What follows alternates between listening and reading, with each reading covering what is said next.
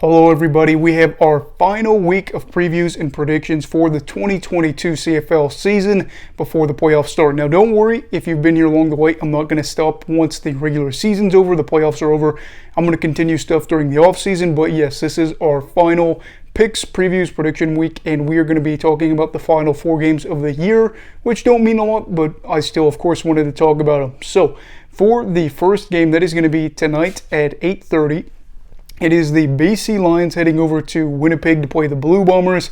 This one does mean something because Nathan Rourke, the Lions quarterback that is an MOP candidate for a lot of people, or at least in my eyes, will probably play at least a quarter in this game.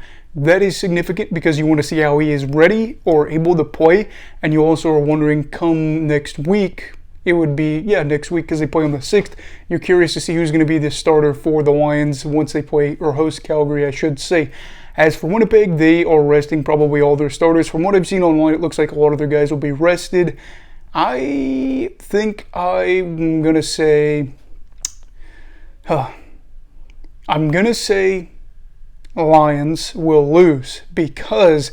Yes, they're going to have Burnham back, I believe, or at least I thought I saw something about that. They're going to have Whitehead back for sure, but again, you got to figure they're not going to play very long in this game. If it is Whitehead and Rourke and all those guys returning, they'll probably play like a quarter. Whitehead might play a little bit more, but the Bombers going to have Drew Brown. He'll probably play pretty well. I would expect BC to be in this, especially if those guys are in there in the first quarter, but maybe if Winnipeg can hang on through the first, they'll be all right to win this one. So we're going to pick Bombers. Might change it up just before the start of the game, but we'll see. As for the Saturday game, the first Saturday game, that'll be at 2. Montreal takes on the Toronto Argonauts at Toronto. This one, it'll be Chad Kelly's first start in the CFL for the Argos at QB. I don't know exactly how this is all going to work because Pipkin will probably be the starter for the Owls. Kind of hard to figure out exactly what the rosters are going to look like for this game. I'm seeing a lot of stuff jumbled around for every game pretty much this week. Having said that, though, I'm going to pick Toronto. Chad Kelly, while we haven't got to see a lot of him, has had some electric moments early on. Argos at home, just kind of an extra, nail in the dagger there, or whatever you want to say. For this game, I would expect Toronto to win this, but I'd also expect Montreal.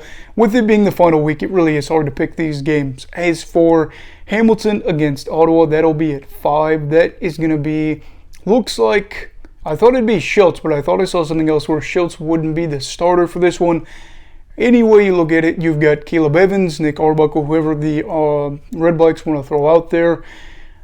Again, very tough to say looking at the stuff online. Seems like they're kind of just juggling it up and kind of saying we'll do whatever. For this game, Ottawa wants to finish out the year with a win. Of course, the Tiger Cats don't have a whole lot to play for since they already locked up a playoff spot. I'm going to pick Ottawa here at home, kind of a feel-good way to end out the season. They've got enough quarterback depth that they could, switch things up if things aren't working. But we will have to see, as the Red Blacks, of course, are not going to be headed to the playoffs. As for the final regular season game of the year, Saskatchewan Roughriders head to Calgary to play the Stamps at McMahon.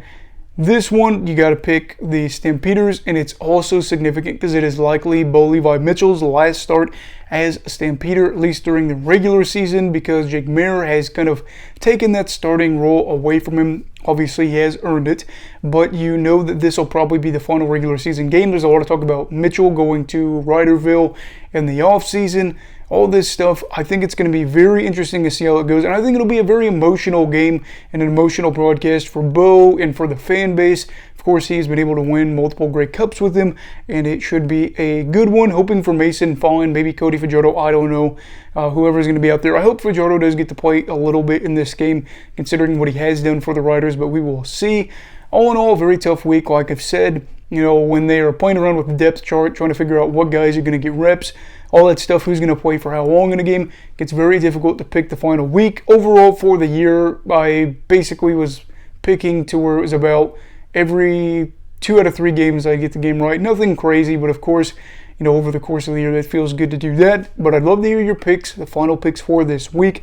Let me know down below in the comments. Also, please make sure to like and subscribe, and make sure to stick around for the end of the regular season recap, and then, of course, the playoffs and for the offseason, whatever the case may be. Anyway, everybody stay safe. Have a great night.